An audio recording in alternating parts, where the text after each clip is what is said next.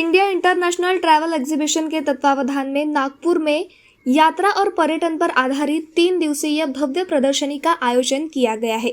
यह प्रदर्शनी 21 जनवरी 1 और 2 फरवरी 2026 को नॉर्थ अंबाझरी रोड स्थित institution of engineers Ramdaspeth Nagpur में आयोजित की गई है।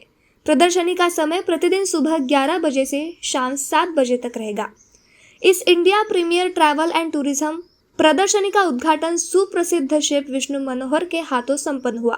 इस अवसर पर उत्तराखंड टूरिज्म के निदेशक कमल कुमार जोशी, एमपी टूरिज्म के निदेशक युवराज पडोले, केरल टूरिज्म के निदेशक श्री सजीव, आईआईटी के अनुराग गुप्ता तथा दृष्टि कम्युनिकेशन के संचालक संजय चिंचोले प्रमुख रूप से उपस्थित थे। 3 दिनों तक चलने वाले इस प्रदर्शनी में राष्ट्रीय एवं अंतर्राष्ट्रीय पर्यटन स्थलों, होटलों, रिसोर्ट्स, हॉस्पिटैलिटी सेवाएं, टूर ऑपरेटर्स तथा पर्यटन से जुड़ी अन्य महत्वपूर्ण जानकारियां उपलब्ध कराई जा रही है। इसके साथ ही पर्यटन उद्योग से संबंधित विभिन्न विषयों पर मार्गदर्शन भी प्राप्त किया जा सकेगा। आयोजकों के अनुसार इस प्रदर्शनी का उद्देश्य आम नागरिकों में पर्यटन के प्रति जागरूकता बढ़ाना और घरेलू व अंतर्राष्ट्रीय पर्यटनों को प्रोत्साहन देना है। आईआईटी का मानना है कि आने वाले समय में घरेलू पर्यटन के क्षेत्र में नागपुर शहर की भूमिका महत्वपूर्ण रहने वाली है।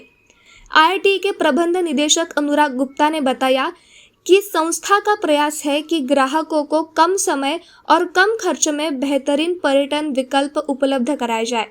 इस प्रदर्शनी में MP tourism, Uttarakhand tourism, Kerala tourism जैसे राज्य पर्यटन मंडलों के साथ साथ नेपाल, भूटान, गोवा और गुजरात की भी नामी ट्रैवल एजेंसियों और हॉस्पिटैलिटी ब्रांड्स सक्रिय रूप से भाग ले रही है। गर्मियों की छुट्टियों, वीकेंड गेटवे और कॉरपोरेट टूर की योजना बनाने वालों के लिए यह प्रदर्शनी एक सुनहरा अवसर साबित होगी।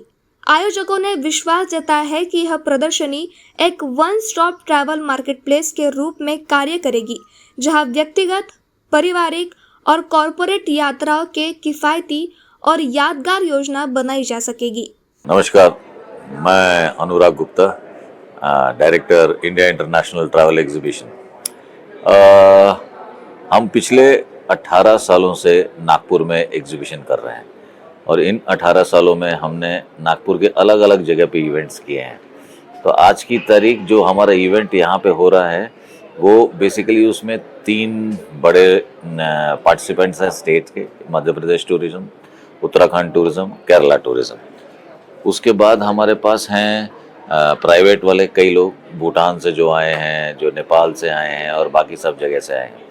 तो इस तरह का हमारा काम है और मैं यहाँ लोगों को इसलिए इनवाइट कर रहा हूँ कि ये हमने एक शॉपिंग मॉल क्रिएट किया है। शॉपिंग मॉल का मतलब हो जाता है कि एक जगह जहाँ पे आपको दुकानें लगी हैं और आपको क्या खरीदना है वो आप खरीद सकते हो। तो ये हमारा सबसे बड़ा और सबसे इम्पोर्टेंट मकसद है कि हम ये स्टॉल ये एग्जीबिशन आपके पास ला सके। नागपुर के जितने भी लोग हैं वो हम चाहते हैं कि इवेंट में आए, यहाँ लोगों से मिलें, यहाँ लोगों से बातें करें और अपने पैकेज पे जो उनको डिस्काउंट मिलता है वो लें। होटेलियर्स आए हैं, एमपी से होटेलियर्स हैं, उत्तराखंड से होटेलियर्स हैं, उसके बाद आपके और इवन लोकल जंगल भी है आपका, जैसे ताड़ोबा से होटेलियर्स हैं। तो इस तरह के लोग यहाँ पे हैं पूरे इवेंट में।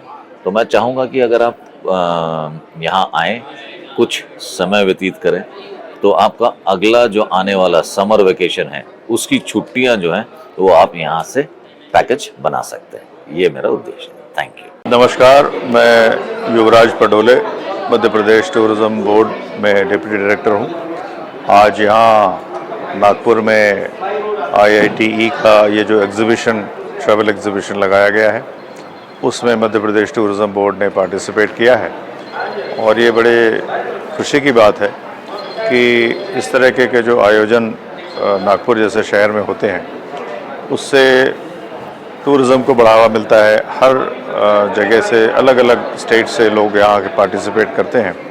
यहाँ जैसे हम देख रहे हैं उत्तराखंड से लोग आए हैं, केरल से आए हैं और दूसरे स्टेट से भी आए हैं। कुछ टूर ऑपरेटर्स हैं जो नेपाल को और भी अपने अपने प्रोडक्ट्स को लेके यहाँ पर मार्केटिंग करते हैं। मध्य प्रदेश, जैसा हम सब जानते हैं, भारत का हृदय स्थल है और उसके साथ साथ वो tiger state of India, leopard state of India, चीता स्टेट ऑफ इंडिया के नाम से भी जाना जाता है। तो मध्य प्रदेश की अपनी एक विरासत है और एक वर्सेटैलिटी है, जिसको हम कहते हैं विविधता है। तो मध्य प्रदेश में टूरिज़्म प्रोडक्ट्स जितने हैं, हर टूरिस्ट के लिए, हर व्यक्ति के लिए, हर एज ग्रुप के लोगों के लिए कुछ ना कुछ मध्य प्रदेश टूरिज़्म ऑफ़र करता है। हम हिल स्टेशन की बात करें तो पचमढ़ी है, अमरकंटक है। वाइल्ड लाइफ नेशनल पार्क की बात करते हैं तो हमारे यहाँ 11 national parks, 9 wild life tiger reserves और 24 वाइल्ड लाइफ सेंचुरीज़ हैं। यूनेस्को वर्ल्ड हेरिटेज साइट्स हैं हमारे पास, सांची, भीमबेटका, खजुराहो, और 2 बहुत जल्दी अभी शामिल होने वाले हैं परमानेंट लिस्ट में, ओरछा और मांडू। तो इसके साथ साथ बहुत सारे ऐसे वर्ल्ड हेरिटेज साइट्स हैं जो टेंटेटिव लिस्ट में अभी शामिल किए गए हैं।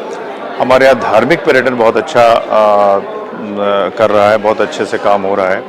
आप जानते हैं कि जैसे महाकाल, अपने यहाँ जो ज्योतिर्लिंग है, 2 ज्योतिर्लिंग हैं मध्य प्रदेश में, ओमकारेश्वर और महाकालेश्वर उज्जैन में।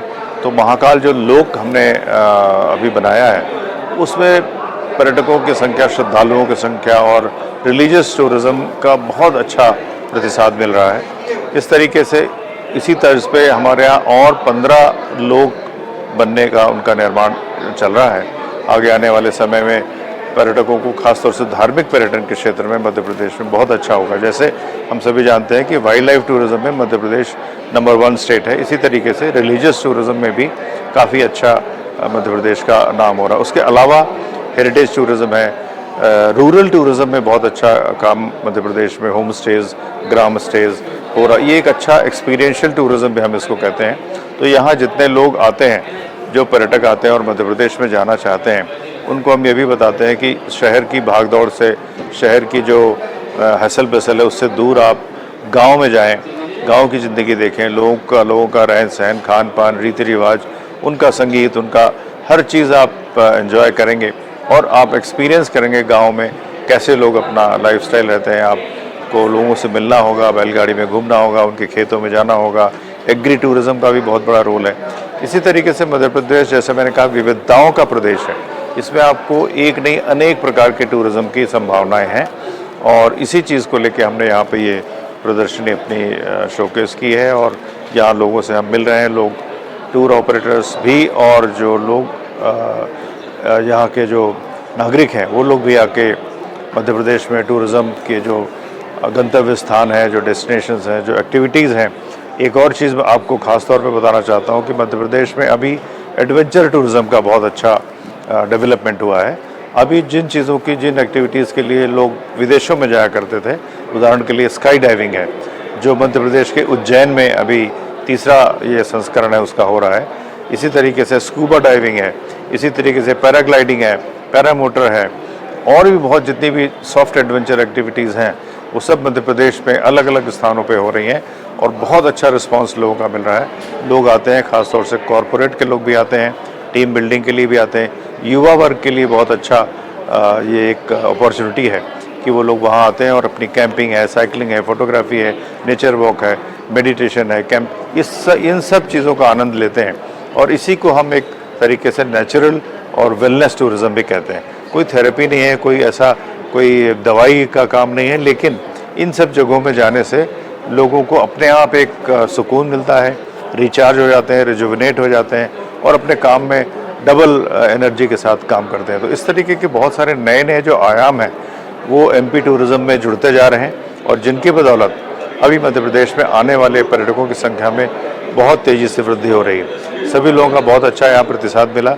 मैं सभी को धन्यवाद देता हूँ और सभी को मध्य प्रदेश आने के लिए आमंत्रित करता हूँ। Thank you very much.